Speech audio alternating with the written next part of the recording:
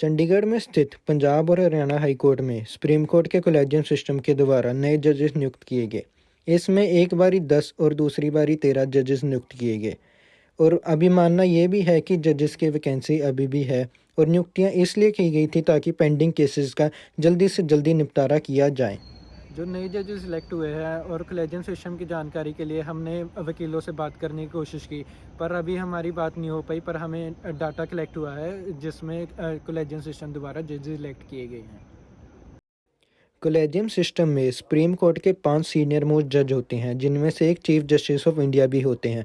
और इस सिस्टम के द्वारा हाई कोर्ट और डिस्ट्रिक्ट कोर्ट में जजेस नियुक्त, प्रमोट और ट्रांसफ़र भी किए जाते हैं। कॉलेजियम होता है कि जो हमारे ऑनरेबल सुप्रीम कोर्ट और ऑनरेबल हाई कोर्ट के जजेस को अपॉइंट किए जाते हैं। कॉलेजियम हमारे जजेस दो तरीके से अपॉइंट करता है, जिस तरह कहीं प्रमोशन होके बनते हैं और कहीं डायरेक्ट एलिवेट होके बनते हैं। रिसेंटली जिस तरह हमारे Punjab and Haryana high court में भी जजेस अपॉइंट किए गए थे, तो इसमें भी यही था कि कुछ हमारे 11 से अराउंड हमारे एलिवेट हुए गए थे और एस्टिमेटली इतनी हमारे प्रमोशन के थ्रू भी अभी रिसेंटली जजेस अपॉइंट हुए हैं।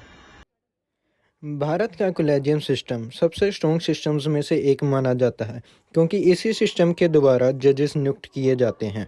और हमारे देश में जजेस एक ऐसी आत्मनिर्भर और स्ट्रॉन्ग बॉडी है जो हमारे कॉन्स्टिट्यूशन और पब्लिक के राइट्स को सुरक्षित रखते हैं।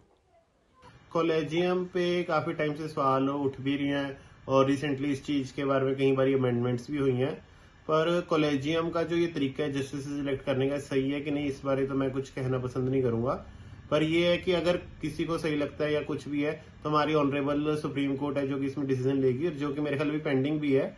लेट्स सी कि सुप्रीम कोर्ट हमारे इसमें क्या डिसाइड करती है। कॉलेजियम सिस्टम इतना बड़ा और स्ट्रॉन्ग होने के बावजूद भी इसकी वर्किंग और प्रोसीजर की जानकारी किसी को भी नहीं होती, क्योंकि ये सिस्टम ना ही हमारे संविधान में और ना ही किसी लॉ की किताब में लिखा गया है। और यही सवाल इस सिस्टम पर भी उठाए जाते हैं कि इसमें ट्रांसपेरेंसी नहीं है। और इसी पर हमारे चीफ जस्टिस DY चंद्रचूड़ ने कहा है कि कोई भी संस्था परफेक्ट नहीं होती और इसमें कॉलेजियम सिस्टम भी शामिल है। पर इसका एक उपाय है कि हम सब लॉ के दायरे में रह के काम करें।